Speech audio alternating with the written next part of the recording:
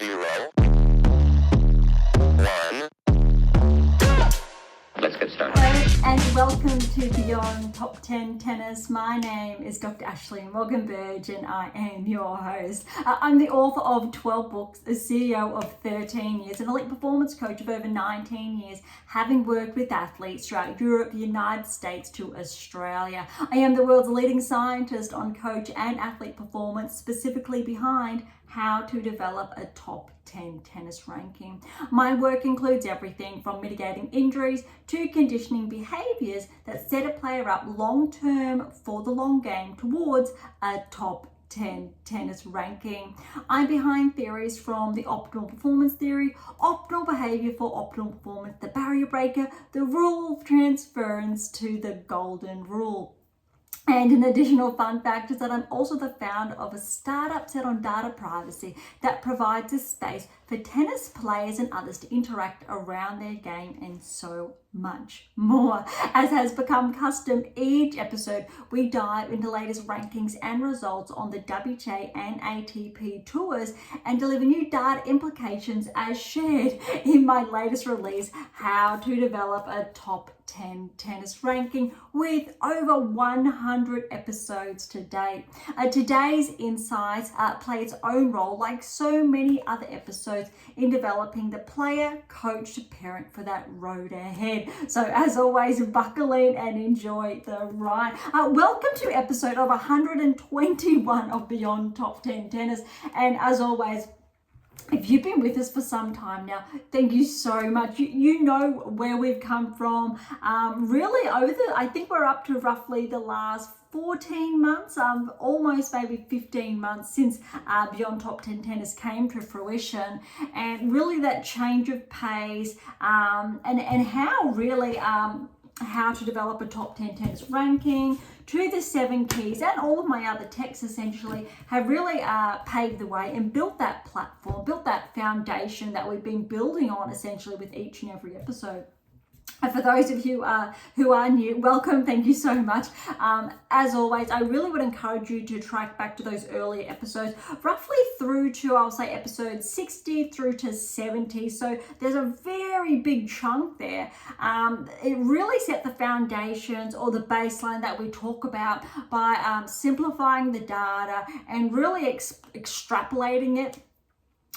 Whether it's working with high performance players, developmental players, the role of the parent, the coach, the player, at different occasions throughout essentially that pathway, or that first 10 years of play and then that second decade of play. There's so much in there, but it really built the platform that we talk about, or I refer to, because now, and for the best part of this year, we have been really digging into why players are progressing, why they haven't been, why their performances are lagging, or why they are really peaking, and how you can really learn from that in your own game. But more so, if you are a player, whether you're inside the top 10, top 100, top 20, what you really need to do to break that threshold, whether it is to achieve that top 10 tennis ranking, claim that maiden title, win that maiden Grand Slam, add to your Grand Slam collection, so replicate a success. We have all the data around that. All of these are world first and are incredibly exciting. Things that really most thought were never possible to really extrapolate, for lack of better wording, and to really share what's really missing potentially from your game to get you over that next hurdle. There's a lot there, but look, today's episode is our first back since the US Open wrapped up. But if you did tune into our previous episode, which was really only a couple of days ago, I did say I was going to pause at the quarterfinals after sharing that. So today, I really want to recap the semifinals, and we know the finals result as well. Dive into that, because I'm really looking forward to sharing the ranking insights with you. Some of them are, I will say, correct. Others, there are still corrections that need to be done, and I will share more of that with you later as we dive into that. Also, also, there have been a number of events on the WTA Tour primarily that have been underway. Really the second week of the US Open, or in conjunction with, so obviously a lot of players bowed out early or who didn't qualify to participate in those events, but also this week, which is only just kicked off, we've already got a couple of tournaments underway, including a 500 and a 250, along with a number of 125 events on the WTA Tour. ATP Tour has the Davis Cup that's kicked off, so they've got their round. So it's I'll say a smaller schedule or very reduced schedule for the ATP Tour this week. A very big week on the WTA Tour, but we do see the tours essentially interchanging with their loads throughout the course of the season. I have not, I'll say, knuckled down on the data and looked at how many events are available on one tour and the other, but as you go on, and if you've been following Beyond Top 10 Tennis, you are familiar with there are discrepancies there, but it's really nice when there is that, I guess, that even playing field on both tours. Okay, so let's get into it today because there is a lot there, and I will try very, very hard to keep today's episode, I will say, not too brief, but not too extended, primarily because we are coming off those special editions, and I just really want this week's episode to be a clean wrap of what really has been going on. So a lot of the 125 events for today, I will just recap the finals results rather than the whole event itself, but then also the 125s that are kicking off or have kicked off this week, we'll just give a brief recap of them without diving in. We will obviously pay a little bit more attention to the 250 and the 500. I believe all first rounds are underway, and for the Davis Cup, I believe most of their first round ties have also been completed essentially over the past 24 hours, which ties in very nicely. All right, and then we will finish off obviously with the rankings and more insights there. All right, so US Open, we're over here. Oh my goodness, and there were some surprise packets, but obviously not. I think I will fast forward with the results, and then we will go back, because what's really interesting, it is 2 by 2. What I mean by that, this year's Australian Open champions on the men's and women's tour replicated that at the US Open.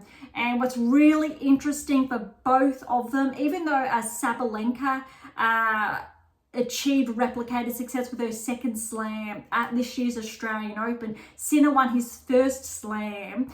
And recall obviously my other releases, the What Is Your Game Missing series. It's just out of screen here, but in those texts, and it's also shared in or through the 8 keys, but What Is Your Game Missing to Win is the 3rd installment of that series. One of the key identifiers there is how to achieve replicated success. So the byline there, or the subtitle, how tennis forms the blueprint to remove youth and elite injury with new identifiers to solve replicated success for the best tennis players in the world. So what this is referring to is what I'm sharing now, replicated success, winning more than 1 Grand Slam. And what I think I'm most excited about is that the data is correct once again. Sinner was able to achieve replicated success within that set period. Tick, he's already done it. Sabalenka as well. One of the rulers is Sabalenka had to win a 2nd Grand Slam after her 1st Grand Slam within a given period, which is in the What Is Your Game Missing series. But Sabalenka did that.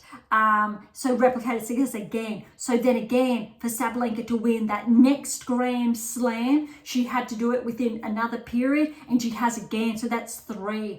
And so we're seeing this, the likelihood of both Sinner and Sabalenka respectively winning more Grand Slams are incredibly high now. And that's very exciting. Obviously earlier this season, Alcaraz did the same thing. Swiatek has done the same thing. A little bit of an anomaly, if you like, if we look at Krejcikova winning Wimbledon, because she had not won a Grand Slam for a couple of years. And typically that is an anomaly. You need to win one within a certain time period.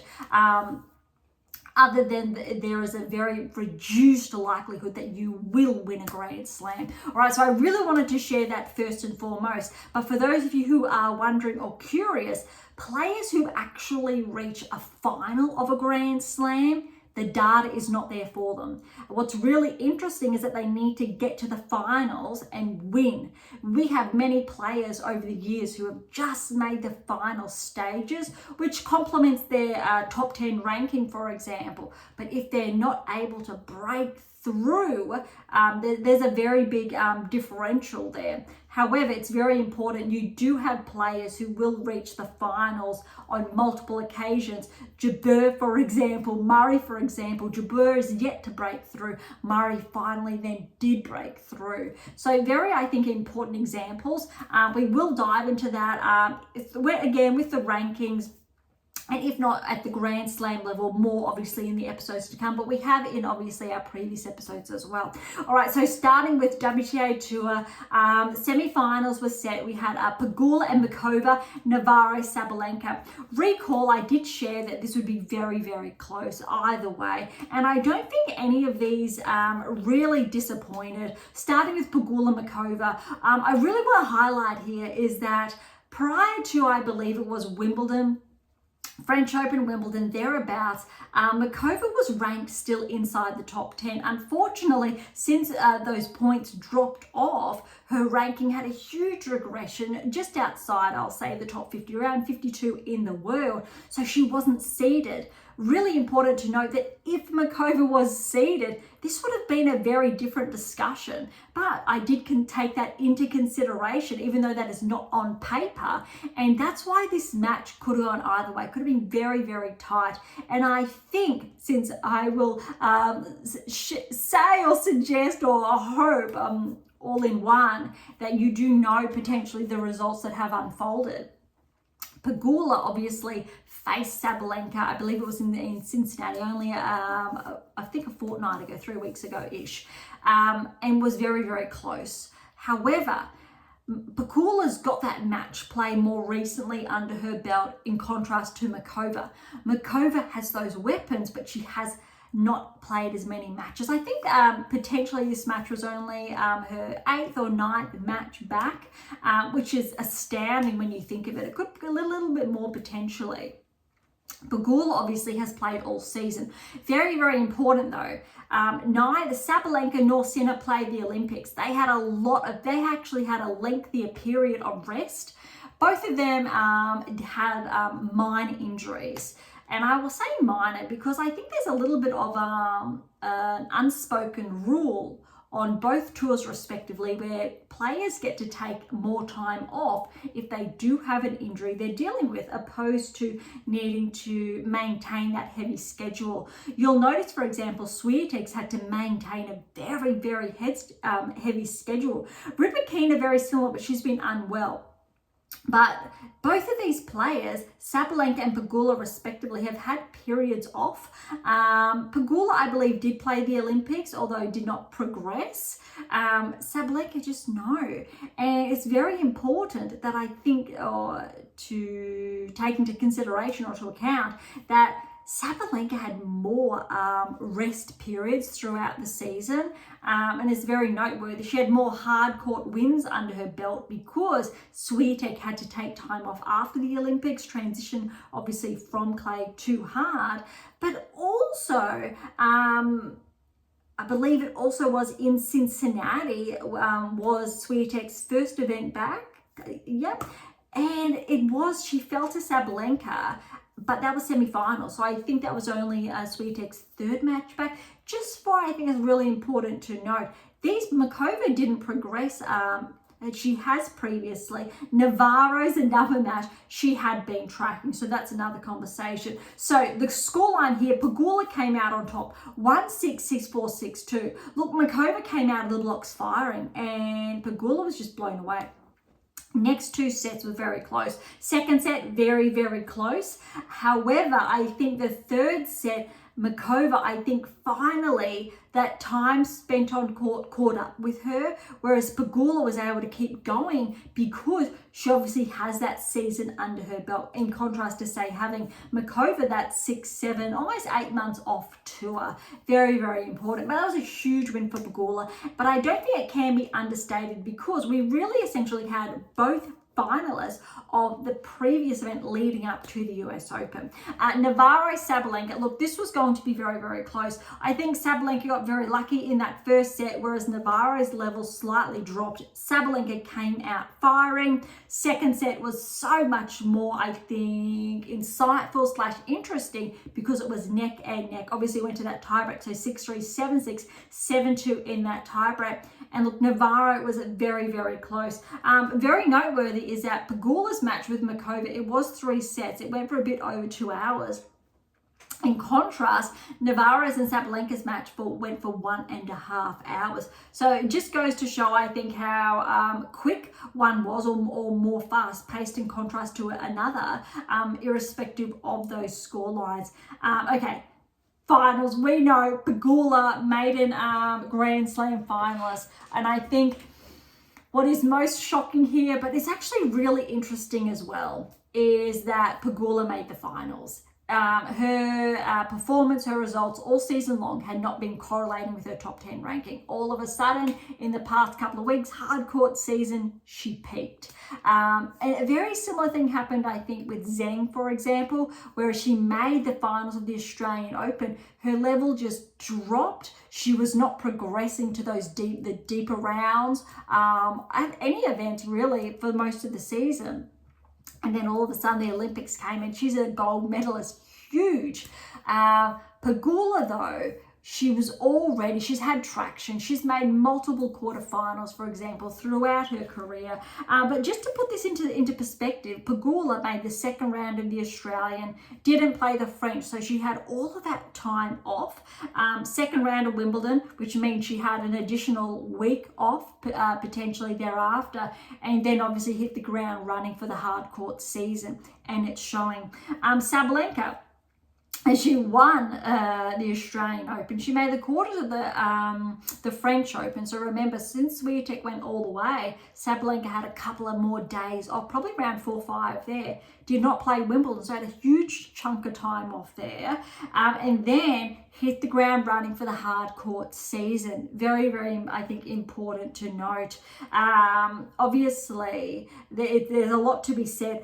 Navarro, she did play through, and she's been incredibly solid, I think, all season, from a third round of the Australian, round of 16 of the French, quarters at Wimbledon, and now semis at the US Open. If she keeps tracking, Navarro's probably on track to be one of the maiden Grand Slam winners next season if she maintains, I guess, her current trajectory. Markova, look, it's a little bit ironic when we'll look at the rankings later, but her ranking hasn't shifted too much, which is very absurd.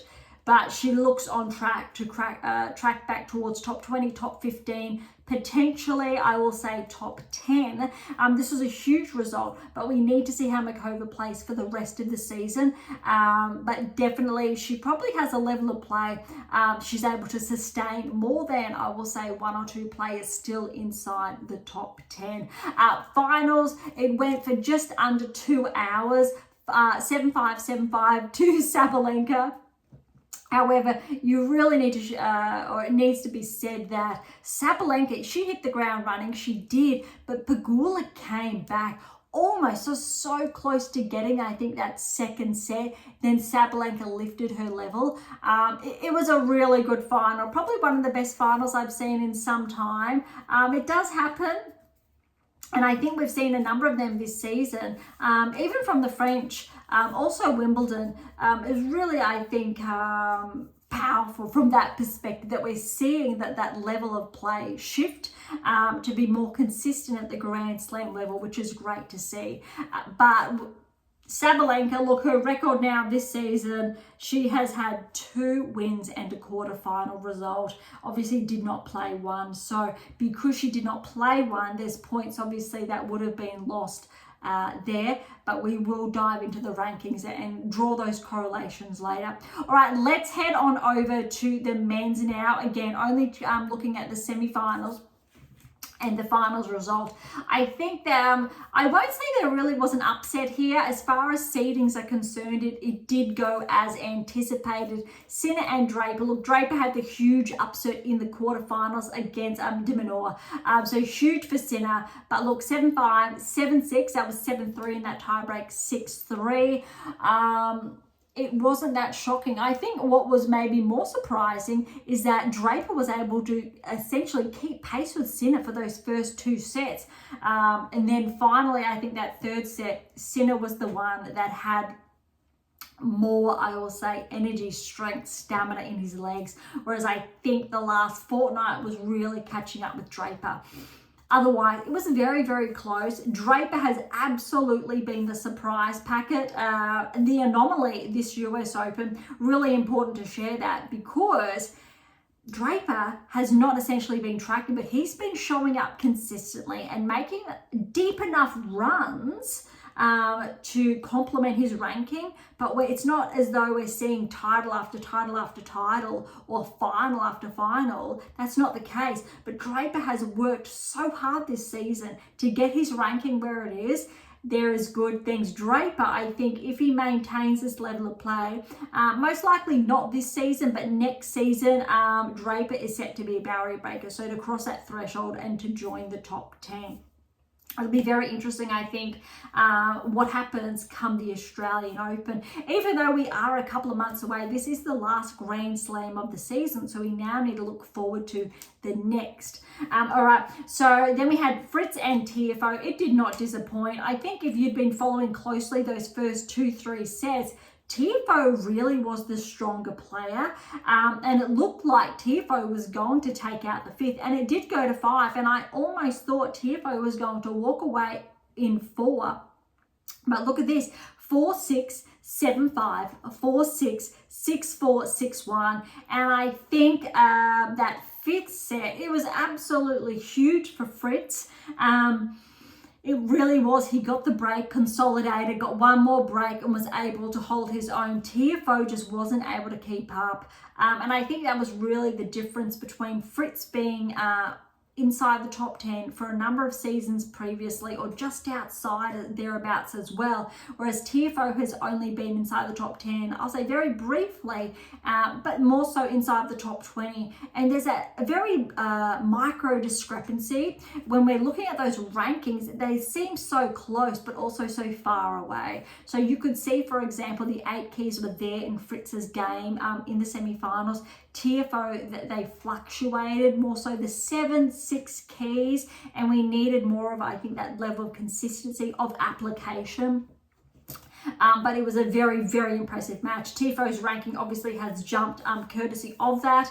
And if Tiafoe can maintain this level of play for the hardcourt season next season, so Australian Open, I think Tiafoe could become a barrier breaker again, and hopefully for a longer period of time if he's able to maintain that level of play on hardcourt, but also across other surfaces. Fritz has had a stellar year. We know he made the quarterfinals in Australia, round of 16 at the French, quarterfinals at Wimbledon, and look, finals. That's definitely, I will say, top 10 worthy. Really, really impressive there. Okay, finals, we know what happened here, but you really need to give it to Fritz, especially not backing down. 6-3 first set, really only one break in it. 6-4 second set, again, only really one break in it. Sinner just needed to break and he held his own. And again, third set, 7-5. It was really on those key points. Sinner lifted his game. And look, even though Fritz is a little bit older than Sinner by a couple of years, it was almost experience came to play. And yes, Fritz, he's been on tour longer. He's been playing at this level longer than Sinner. But Sinner really has been tracking, and he's been able to pull on again, for lack of better wording, that experience from winning in Australia or really going deep consistently at the Grand Slam levels, probably for the best part of the last, I'll say 18, 24 months, but it's really made a difference. Whereas Fritz, I'm going to say, sure, there were nerves at play, but in all fairness, he was too good. There's a reason why Sinner's #1 in the world. But also, Fritz was a little bit surprising to get to the final as well. There was, granted that he's seeded 12, there was 11 players in front of him, or 10 given Sinner at 1, that were potentially more likely to progress to the finals. So it was a huge run for Fritz, and I think it really does show that he did start the year inside the top 10, has spent the best part of the year just outside the top 10, around 11, 12 for most of the season, and now he'll finish the year back inside the top 10 on, I believe, a ranking high, which is a reward in and of itself. Interesting though, on the men's side, Sinner with 2 slams this season, Alcaraz with 2 slams this season. Women's side's a little different. Sabalenka with 2 slams, huge. Tiriac 1, Krejcikova with the other. But very, very, I think, exciting nonetheless. I think the closest you could get on the women's side would be Paolini making the 2 finals. Very, very close. And that is where I will touch on later why the rankings remain skewed, because of that type of results not correlating with the updated rankings. Okay, that's US Open done and dusted. A little bit disappointed. It's the final slam of the year, but we only have to wait roughly, I think, 12, 14-ish weeks, let's say 14, 15 weeks at this stage, until the Australian Open does kick off. But it is a jam-packed season all year round, and you really need to feel for the players and why. And I can't stress this enough, those players, especially Sabalenka and Sinner, they had extra time off throughout the season. Sabalenka even more so, because Sinner did play all of the Grand Slams.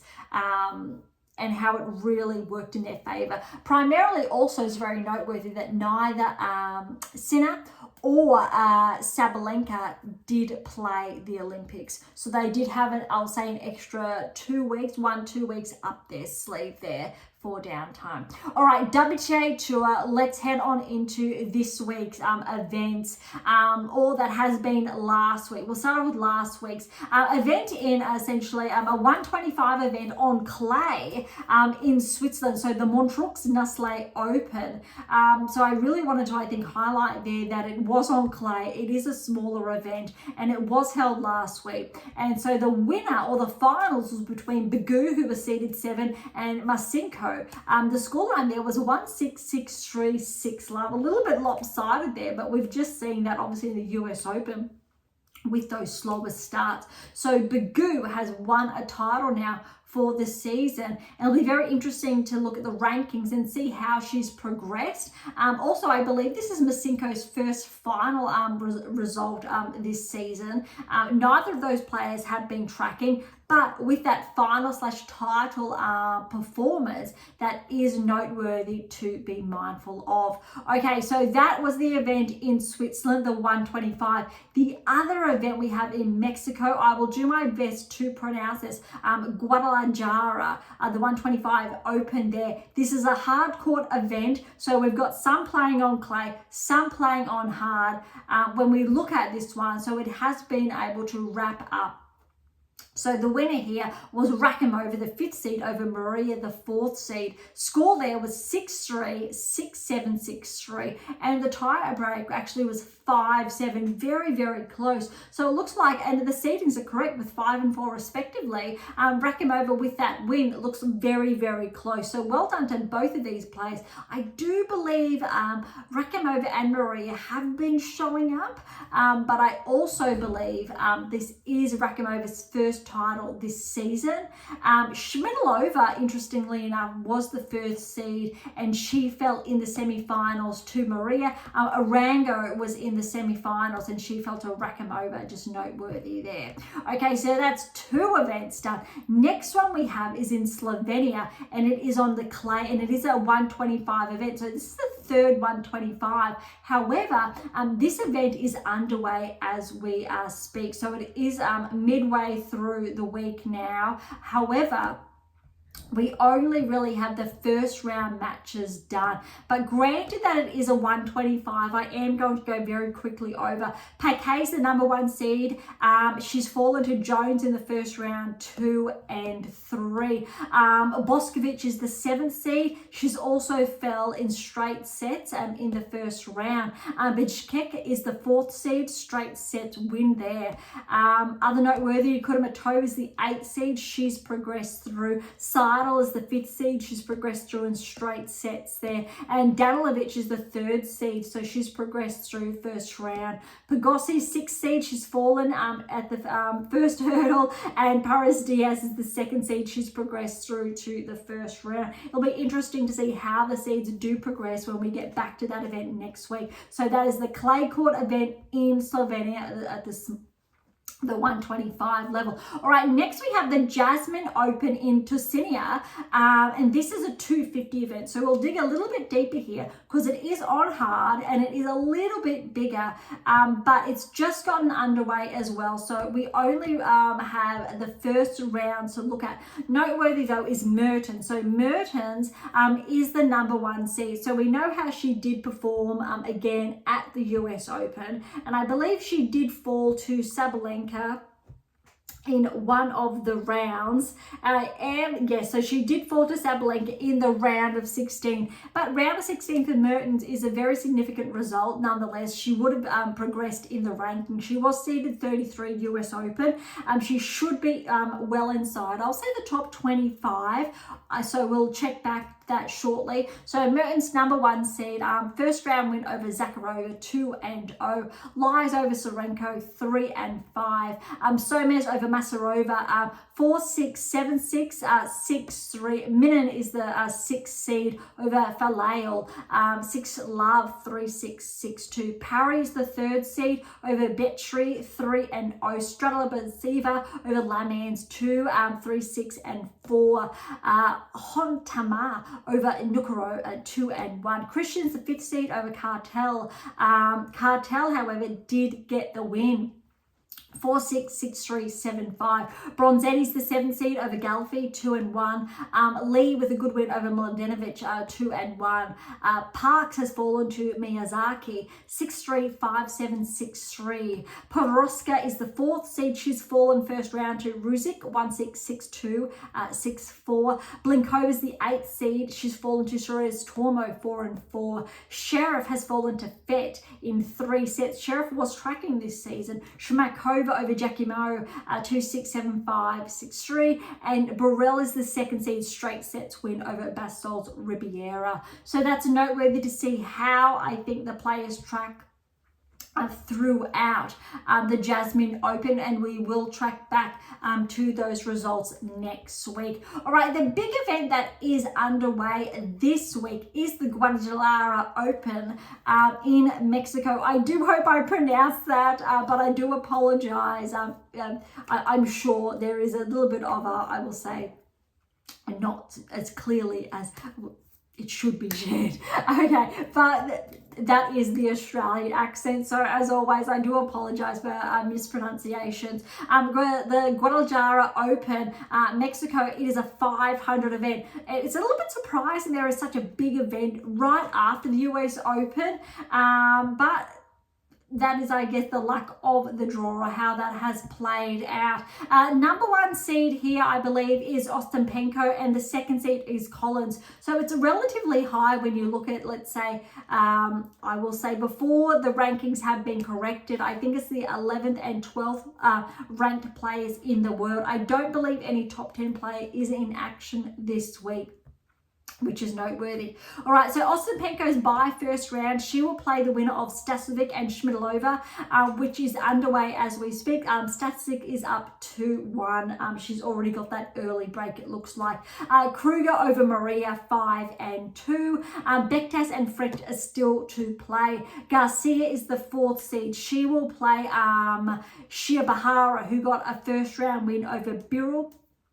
4 and 6. Sanchez has fallen to Stefani 6-3, 3-6, 6-2. Iyala and Buskova, the 6th seed, are playing as we speak. Buskova won the first set 6-2 and she's up in the second set 4-1.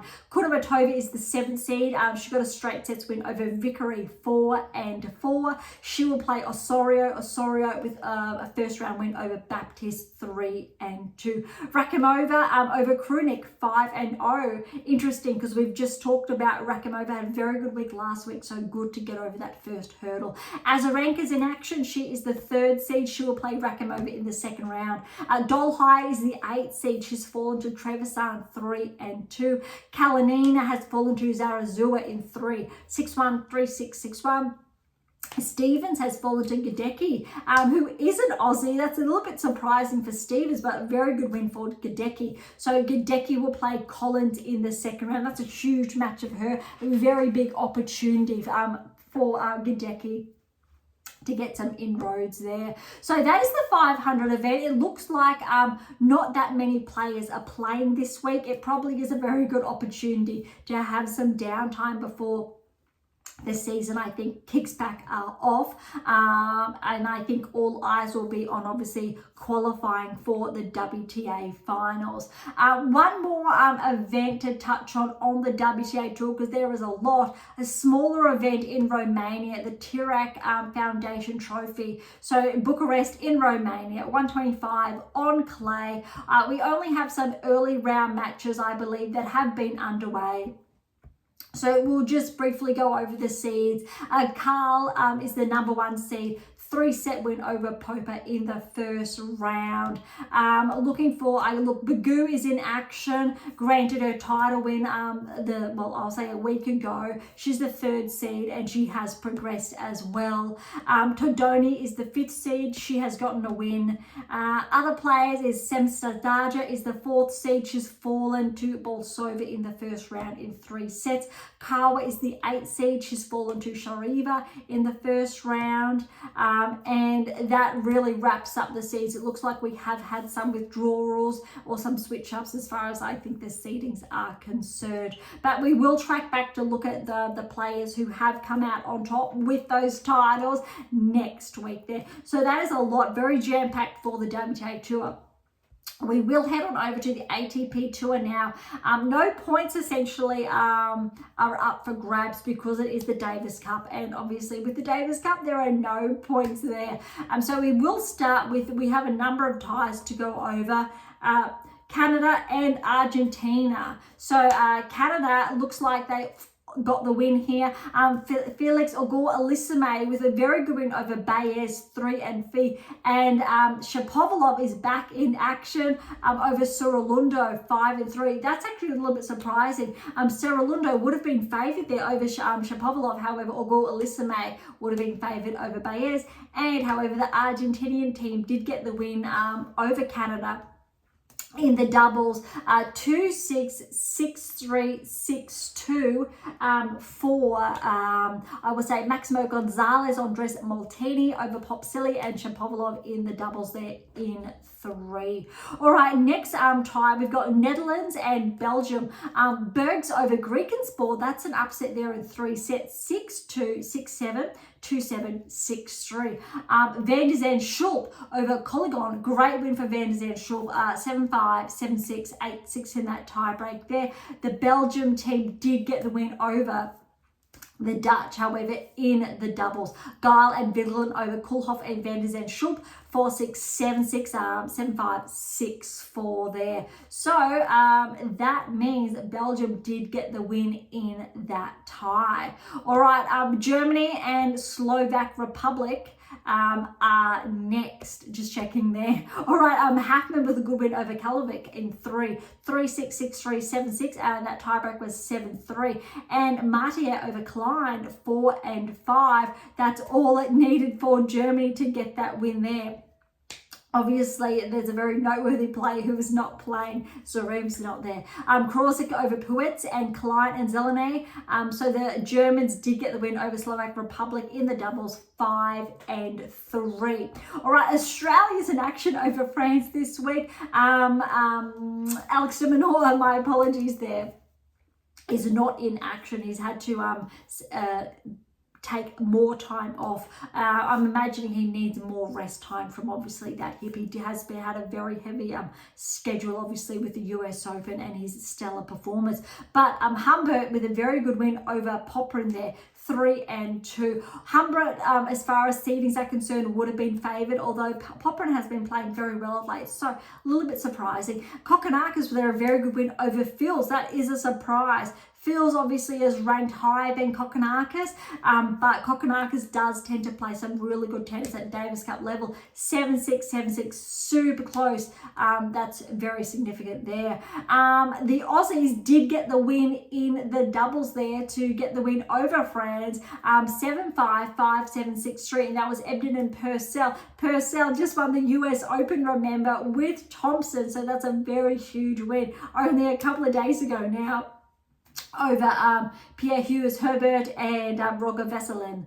That's a huge win and great to see Purcell still back in action after winning, I think, his second Grand Slam doubles title. Very, very significant there. That really wraps up all of the ties that are currently underway. Very, I think, smaller lineup, but looking at the schedule, it looks like most of those matches are there. We will track back next week if there are additional matches. I'm not too sure if there will be additional, I think, stages, or that's not going to be for another, I'll say, week or two. But it looks like Davis Cup should be played over the next couple of weeks, but for some reason we do not have, I think, the next matchups. Although, yeah, no, Germany, Slovak Republic, Canada, Argentina have already played, Netherlands and Belgium already played, Australia and France already played. So we will see, I think, what's in store as far as the Davis Cup is concerned next week, because we only have so many that have been in play. But Group A, we do have here Belgium and Netherlands. Brazil and Italy, it looks like, are yet to play. Group B, Australia, France, Czechia and Spain are yet to play. Group C, Germany and Slovak Republic, but then Chile and United States are yet to play. Group D is Canada, Argentina, Finland and Great Britain are yet to play. So it looks like the next stages will be the other countries that are yet to play, obviously, other than the one that I have shared. So it'll be interesting to see who or what players are playing as well, and if that is going to unfold, I think, over the next couple of days, and we will, I think, then get back to that next week. All right, I've tried really to be, I think, nice and concise with all of the results that have happened over the past, I will say, not just the past week, but fortnight, and also that is still underway. So we have plenty of time left to dive into the rankings. We will start with the WTA Tour before switching over to the ATP Tour. Noteworthy, Rus with the E, huge progression, has cracked into the top 100.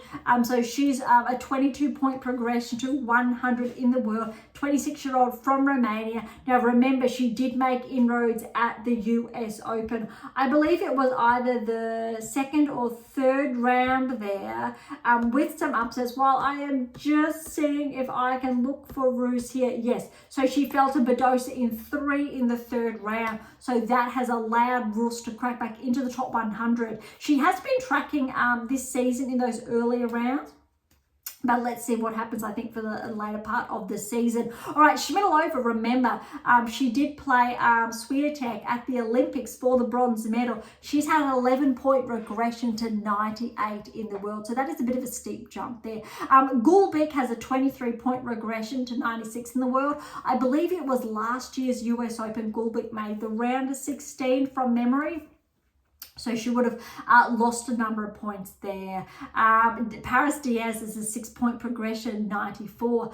Bogdan's back 2 to 93. Sheriff, who we've just touched on, 3-point regression to 92. All right, Rakhimova with that title win, 15-point progression to 89 in the world. That's important. Naimana, 14-point progression to 86 in the world. A number of, I think, progressions between 85 and 80, small ones, but then also a 17-point progression for Maria. So remember, Maria was runners-up to Rakhimova only less than a week ago. 37 years of age from Germany, so well done to Maria, obviously still keeping pace. Osoro is up 2 to 80 in the world. Zhu is a 17-point regression to 78 in the world. Irani, 20-point progression, 76 in the world. So remember, Irani, I believe she made either the second or third round at the US Open. I'm just checking, there are a number of players there. So yes, Irani did make the third round at the US Open and fell to Schneider in straight sets, but that's huge for Irani. She was almost outside of the top 100, but she is now firmly back inside. Osaka's up 13 to 75 in the world. We were looking at if Osaka was tracking, she would have a really good US Open and potentially her ranking would crack inside the top 30. Unfortunately, Osaka did not have the US Open. I think she would have anticipated, unfortunately, but dare I say, it'll be very interesting if Osaka can get some more matches under her belt for the rest of the season. And just maybe, come the Australian Open, we will see some really good things. Especially, I think, when it comes to hard courts. It would be great to see Sabalenka and Osaka in, say, a semi-final, final, because I really do believe Osaka can deliver that level of, I will say, power, pace, speed, all in one. She just needs to re-solidify the 8 keys back into her game. Wozniacki, she's back 2 to 73, although she had a very good US Open. Raducanu's steady at 72, so that ranking has not changed. Darts up 8 to 70. Erica Andreeva is up 7 to 68. She was just inside the top 100 only a few weeks ago, so this is a very significant climb. Stevens is back 1 to 63. Sir Stay is back 26 to 65 in the world. I believe Sir Stay made the round of 16 last year's US Open, if not further, so that's noteworthy, or why she has regressed quite a bit. Yifan Wang is up 18 points to 62. So remember, Yifan Wang, she did make, and let's find it here, I believe it was 3rd or 4th round. Yes, so Yifan Wang did get the win over Azarenka, 3rd round US Open. However, fell to Badosa in the round of 16. Very good performance for Yifan Wang. Okay, Burzes Meniero is up 14 places to 60 in the world. Cocchiuretto is up 8 to 57. Kruger is up 8 to 51. Inside the top 50 now. Dolhide's up 5 to 44. Lynette's up 1 to 41. Noteworthy though, because I believe I have slightly skipped, is Makova. She is back 1 point to 53 in the world. You can see, even though Makova made the semi-finals of the US Open last year, there is absolutely no explanation for Makova regressing 1 point to 53 in the world. She definitely should be progressing. With the semi-final result, you would anticipate top 30 or higher. So there is a very big, I will say, the rankings are skewed from that perspective. Okay, inside the top 50, here we come. Anisimova up 4 to 46. Dolhide's up 5 to 44. Kudermetova, we've just touched on, is up 4 to 42 in the world. Top 40, Pliskova's up 4 to 40. Luluson is up to 239. Other big jumps. Vondrousova's taken 11-point regression to 33. Primarily, I will say, due to not playing the US Open. Mertens is only up 3. I thought that would have climbed a little bit more, so 32 in the world. It's a little bit surprising. Mertens definitely should be bumped inside, I'll say, the top 25. Alexandrova steady at 31 there. Garcia steady at 30. Putintseva is up 3 to 29 in the world. Svitolina stayed 28, Noskova's back to 27, Fernandez steadies at 26, Pavlyuchenkova is up 2 to 25. Madison Keys is taking a very big hit, 10-point regression to 24. That does not make sense. Keys is definitely top 20 player. If she is seeded in I think the events in the upcoming weeks, she's definitely a dark horse with this type of ranking. Definitely 100% deserves to be inside the top 15. Mira Andreeva steady at 23 in the world. Jabeur has taken another hit back 5 places to 22 in the world. I don't believe Jabeur did play the US Open, so would have lost some points, but she has been regressing nonetheless with taking a little bit of time off, I believe. Vekic is up 3 to 21 in the world. Badosa, huge jump, huge to 20 in the world, a 9-point progression. We know Badosa did make the quarterfinal, so that does really underscore why Badosa has cracked the top 20. We did share over the past couple of weeks that potentially if Badosa had a huge run at the US Open, this very well could happen. Azarenka's up 119, Kostyuk's up 118, Sinead's up 1 to 17 in the world. Haddad Maia, she had a very good US Open, however she's up 5 to 16 in the world. I'm not too sure if Haddad Maia will maintain that peak performance, but needless to say, I think she will finish the year inside the top 20. Samsonova's at 1 to 15 in the world. You need to remember the very big difference between the best in the world, so top 5, top 10, to those outside, whereas Swiatek got a very clean straight sets win over Samsonova, for example. And it was, I believe, well, I want to say earlier rounds, third round, it was the round of 16. That was a 4-1. There's a very big, I think, difference there, whereas there are some players that really should be, I will say, ahead of that ranking wage, whether it is Azarenka to Sinead even. She's huge, been playing huge this season, even Kostyuk, I would say. Kalinskaya, she's at 14. I think she had a very missed opportunity at this US Open. She really could have made those inroads, but I just want to check the draw as well. That's right, Kalinskaya did fall to Haddad Maia in the third round. I would argue that Haddad Maia does deserve to be ahead of Kalinskaya in the rankings. However, Kalinskaya has had a very good season nonetheless. Kasatkina at 13. Potentially, if Kasatkina had a very good run at the US Open, she would have been bumped into the top 10, but unfortunately, that wasn't the case. Ostapenko's back 2 to 12, then Collins is steady at 11. Very noteworthy because we would have thought that Collins would have been back inside the top 10, but Ostapenko, Collins lost first round, so did Sakkari, I believe. So we had a lot of, I think, early round upsets. However, look at the top 10 rankings. This is what I really want to talk about. 10 through 1. Sakkari is still inside the top 10. That's an anomaly. Sakkari should have been bumped outside the top 10. Krejcikova, she lost early as well. However, not as early as the other three, say Sakkari, Collins, Ostapenko, or even Kasatkina. So Krejcikova, okay, she is the Wimbledon champion. I would keep Krejcikova at 10 in the world. Navarra is up 4 places to 8 in the world. Yes. Navarra is deserving. She's become a barrier breaker. Our data, yes, correct. Love it. Zheng is 7 in the world. Look, this is a little bit of a tricky one because when we're looking at results, Zheng made the finals, okay, of the Australian Open. But when we really dive deeper, we have to look at her results here. Look, she made the round of 16 and she fell to Sabalenka in the quarterfinals. So with a finalist result this season and a quarterfinal result, that's good. That's really good when we go finals and quarterfinals result. But, very big but, third round of Wimbledon, third round of the French Open, first round of Wimbledon. Unfortunately, there are no points for the Olympics. Zheng's, I really think, would be 11 in the world when we're really looking, I think, at this data. The Krejcikova should be ahead of Zheng in the rankings. That's just incorrect with how that's adding up, unfortunately. Gauff is it back 3 places to 6 in the world. That is a little bit incorrect there. I will get to that shortly. Paolini, Rybakina, Pegula, Sabalenka, Swiatek. Okay, Pegula's up 3-3 in the world. But let's have a look. All right, absolutely Swiatek keeps number one.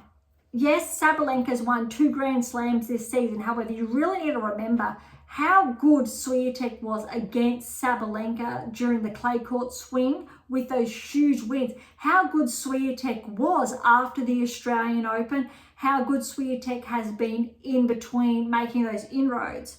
Sabalenka has been good, but not as good as Swiatek in that earlier past. Think Indian Wells, think Miami. They're hard court events. Swiatek played huge.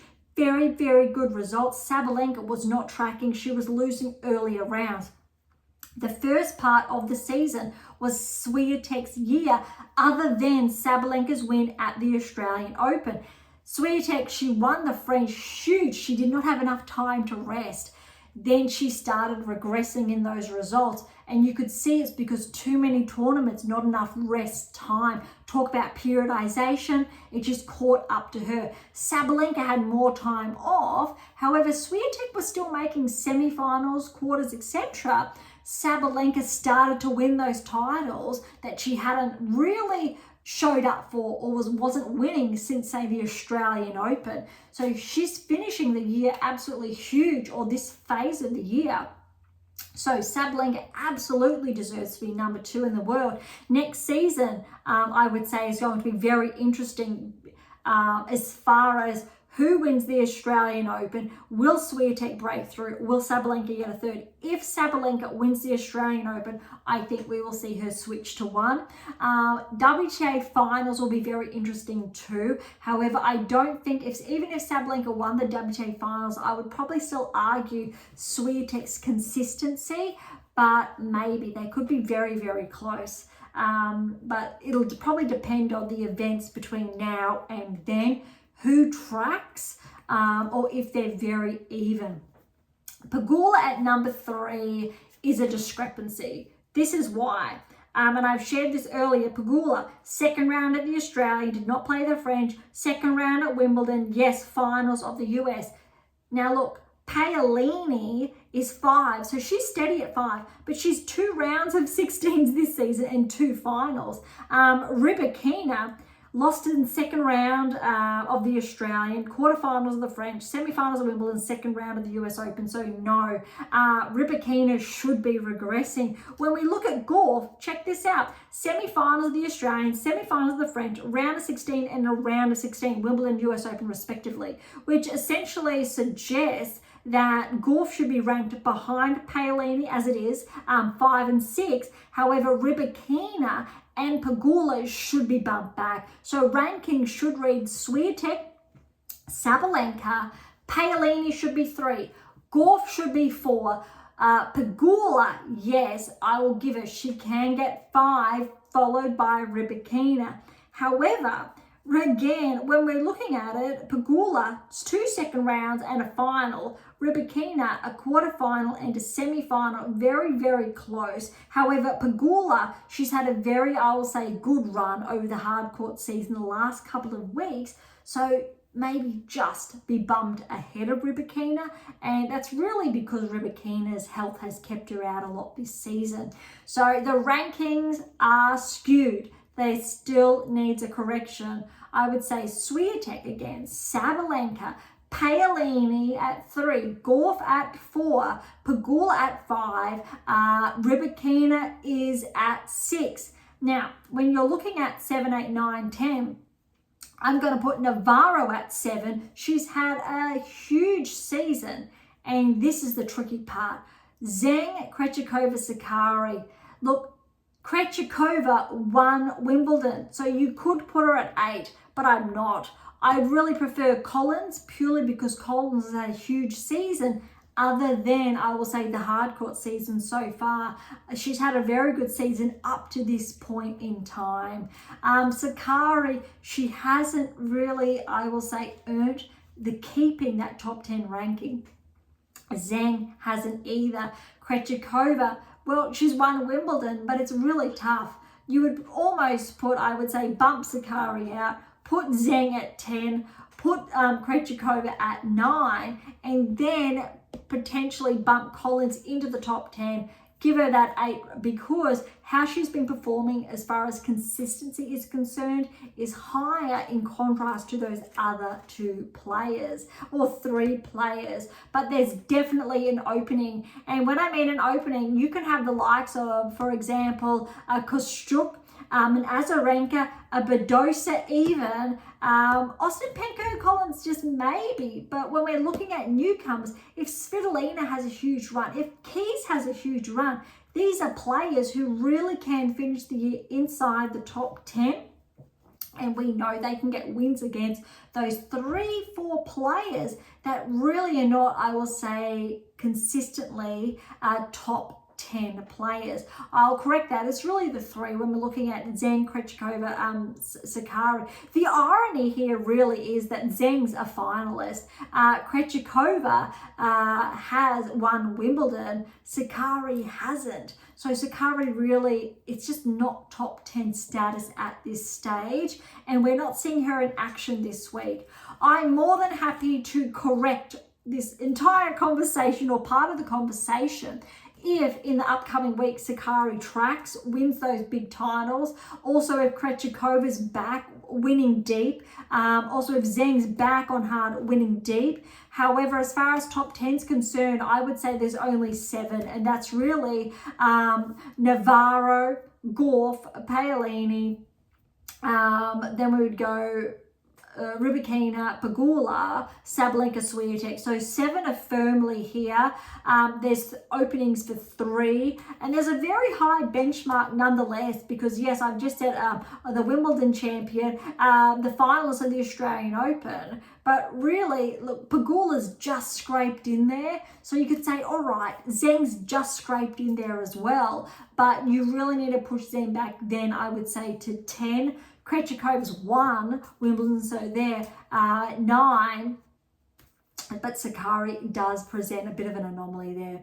All right, before I get too carried away and really, I think, get nitty-gritty into the data, let's head on over to the ATP Tour. Not, as I will say, up for contention, but there are a lot of anomalies there as well. All right, top 100. Shapovalov has broken back inside the top 100. You've heard me the last couple of weeks share that Shapovalov has started to track. He's had some good wins and then lost early, then some good couple of wins, then lost early. But finally, and look, Shapovalov's former top 10, same with Gauff-Elisime. Gauff-Elisime turned it around this season, cracked back inside the top 20. Shapovalov, it doesn't look like he's going to be able to do it this season. Granted, there's only so much of the season left now, but next season, I think, is really going to be a turning point for Shapovalov. You've got to remember, he's only 25 years of age as well. All right, 99 is Corrick. He's back 1. Seyboth Wild's back 30 points to 98 in the world. Vukic 2-point regression to 94. Comasana a 17-point progression to 91 in the world. Purcell's up 8 to 89 in the world. Looking for some really big jumpers here. Fognini's taken a 9-point hit to 80 in the world. Kokkinakis is up 8-point progression to 78. Hijaka 15-point regression to 77. And that's because last US Open he did make the round of 16 and wasn't able to replicate those results the past fortnight. Gaston's a 12-point regression to 75. Muna is up 10 places to 74 in the world. Kovacic, 3-point progression, 73 in the world. Berg's 8-point progression to 72 in the world. All right, we've got a lot of these movers inside, say, or outside the top 50 with these, I will say, progressions and regressions. So let's get into almost the top 50. Noteworthy is Mapesh Pericard is 51 in the world. A 1-point progression, and Cam Norrie's just outside with a 5-point regression, 52 in the world. All right, inside the top 50 is Goron's up 1, Michelson's up 2, 45 and 47 respectively. Berrettini's up 1 to 43. Nakashima is a 10-point progression to 40 in the world. Greekenspor's up 1 to 39. Makak's up 4 to 35. Analdi's back 3 to 33 in the world. All right, top 30, Borges. He had I'll say a relatively good run. 4-point progression, so 30 now in the world. Thompson's at a ranking high, a 3-point progression, so he's 29 now in the world. Huge. Fields is back 1 to 25 in the world. Bayes is back 3 to 26 in the world. Popran is up 4 to 24 in the world. That's huge. Absolute rankings high. And again, Popran's only 25 years of age. Other noteworthy, I'll say, results is Igor Alisime is back 2, so 21 in the world. But Drape is up 5 now. It's cracked into the top 20. Huge result. But semi-finals US Open is absolutely significant. So he's now 20 in the world. We've got a little bit of a couple of regressions from Mazzetti and Humbert. They're both back 1 respectively, 19 and 18. Shelton's back 4, 17 in the world. You've got to remember Shelton had a huge run US Open last year, making the semi-finals. But look, not too shabby this year with his results and coming very, very close, I would say, with TFO. I believe it was in the round of 16. I think he got a little bit unlucky there. I do recall, I'm trying to look for it. I believe it was a 5-set match, but it looks like it was a little bit earlier that they could have bumped into each other in the 3rd round. Yeah, it was 3rd round, so that's a number of points he would have lost there. Very unlucky, I think, as far as the draw did play out for both of them. All right, quarters up 1 to 15. This does not make sense. And then Rune is up 1 to 14. No. Paul is up 1 to 13. Paul had a very good, I'll say, US Open, and Paul should be bumped inside the top 10. That is not the case. Alex de Minaur has been bumped outside the top 10 to 11. That makes no sense as well. Alex made the quarterfinals. That makes absolutely 0 sense. But that's why there are these discrepancies as far as the rankings are concerned. When we're looking, I think, at players, you can go de Minaur, round of 16 in Australia, quarterfinals in the French, quarterfinals at Wimbledon, quarterfinals at the US Open. That's huge. When we're looking at other players, let's have a look as far as Dimitrov. Now, Dimitrov did progress just to the quarterfinals. I'm just getting it in front of me as we speak because we are live. So he did make the quarterfinals. However, 3rd round in Australia, quarterfinals at the French, round of 16 at Wimbledon, and then the quarters obviously at the US, which means as far as results are concerned, Alex is ahead of Dimitrov. So he should be bumped inside the top 10. Now, when we're looking, for example, at Hurkacz and Rudd, I do not have their metrics in front of me. However, I do recall that neither of those players consistently made those results. We know Rudd and we know Hurkacz did not show up. They did not make the quarterfinals of the US Open, whereas Alex did consistently throughout the season.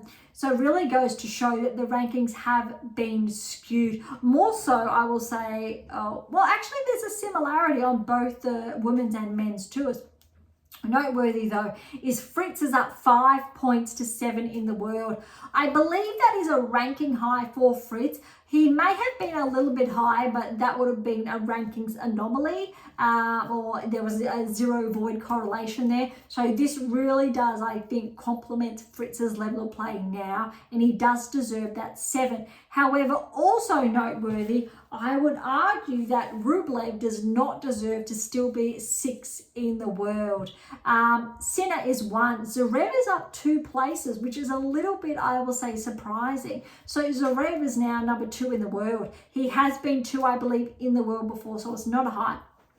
What's very interesting is that Djokovic is back 2 places to 4 in the world. I did predict that this potentially was going to happen as far as the rankings are concerned. It does seem a little bit odd, but let's stand with the correction because we know Djokovic has semi-final, quarters, final, and a 3rd round. Very good season. Although, look, when we're looking at Zverev, semi-finals, finals, round of 16, and US Open, I believe Zverev did make the round of 16. Yes. No, so obviously Zverev did make the quarterfinals and then fell to Fritz there. So Zverev's got a quarters, a semis, a final, and a round of 16. Good, although, look, Alcaraz has won 2 Grand Slams this season. He's got a quarter, he's got a win and a second. I'm still going to bump Alcaraz up to 2 because, come on, Sinner's won 2 Grand Slams, Alcaraz won 2 Grand Slams. I will give Zverev 3 in the world. He's had a very good season. Djokovic, nonetheless, he still has had a very good season with a semi and a quarters and a final. So that's touch and go, but still definitely Djokovic, if not 3, then okay, 4. But Alcaraz should be 2 in the world. Very, very close. As far as Medvedev's concerned, we've got a final, a round of 16 and a semi. And obviously, as far as the US Open is concerned, a quarter. So very consistent there. So he definitely is 5. Rublev, we know, has not been as consistent this season. I do not have those results in front of me.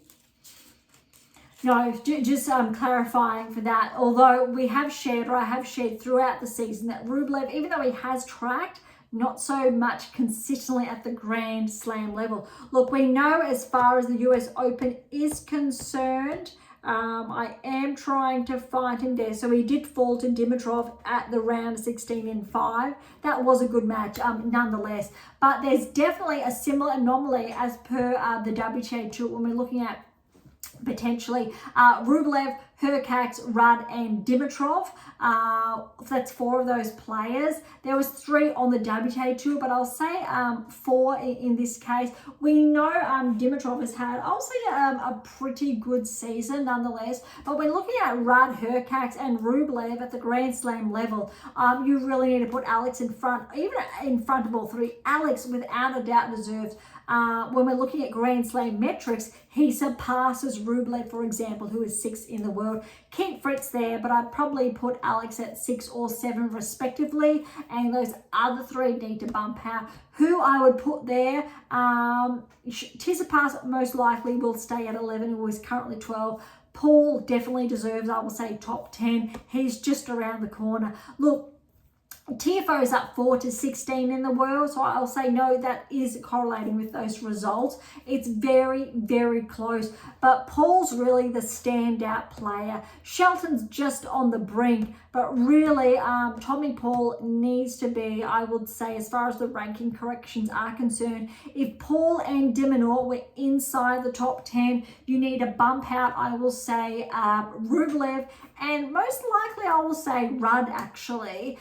Keep Hurkacz there just at 10, Dimitrov at 9. I would put Paul then potentially at 8. I will put Alex at 6. Fritz can stay at 7. Let's see if that does play out in the next couple of weeks and that correction does take place. But that really wraps up. All right, that wraps it up for today. I did pre-warn each and every one of you that I was really looking forward to breaking down the rankings with you today, because I did take a peek as soon as they came out, and I've been waiting to share this with you because it's very interesting, but also to be mindful of, there still are errors, corrections need to take place. What it really means is that looking at the events that are coming up in the next week and or the next 2-3 months for the rest of the season, is that these rankings are not essentially true, that we will see some shifting still to take place, but also when we're looking at a player's level, their consistency, if those 8 keys are integrated solidly in their game or not so much. So why, or where I'm coming from, is also as far as the data is concerned, that these rankings do not correlate completely. Obviously, there's probably 60 to 70% on both tours where it does correlate to an extent, but there's still that 30, even potentially 35% margin of error, which is very huge. Typically, we're looking at that 20%. That 2% for displacement. So when we're looking at that 8% that really is solidified inside the top 10, it's incorrect as it stands. And that 2% is really shifted to that 3-4% this season, which is a huge anomaly. It's almost doubled, which is very significant. However, we really want to look at how I think the rankings shift, unfold over the next 1-2 months to see if it slows down, corrects itself, these shift back into place to correlate, so then we can really kick off the following or the next season starting afresh. Okay, look, thank you so much for joining me today. To grab a copy of my latest release, How to Develop a Top 10 Tennis Ranking, or the 7 Keys, or any of those other 11, 12 books. Obviously, there's 11 that are the non-fiction, so tennis specific, and my non-fiction book just in the background there. Head on over to AM8 International, or you'll see the books tabs there, or Amazon. So irrespective where you're based in the world. For any comments or questions, head to AM8 or Topic Thread, the social platform set on data privacy, or leave comments directly on YouTube or Spotify. To interact with Beyond Top 10 Tennis, head on over to AM8 International, or you'll see our social handles in the episode notes. To catch up on our blogs, head on over to AM8 International and look for our blog tab, or head on over to Substack with all the links in the episode notes. Again, fictional release, something different, pick Octopus books, just in the background again, links in the episode notes. For something left of field, visit Spruik for some random polls. And of course, if you enjoyed today's episode, please subscribe, like, share, and all of the above would be absolutely phenomenal. For those of you who are interested, we do have scholarships available on AM International, as well as options to work with me exclusively to optimize your performance and nudge you closer towards that top 10 tennis ranking. So as always, don't be shy and come and say hi. All right, on that note, thank you so much for listening. I'm so incredibly grateful. I am your host, Dr. Ashley Morgan Burge, and this is Beyond Top 10 Tennis, and I'll see you next time.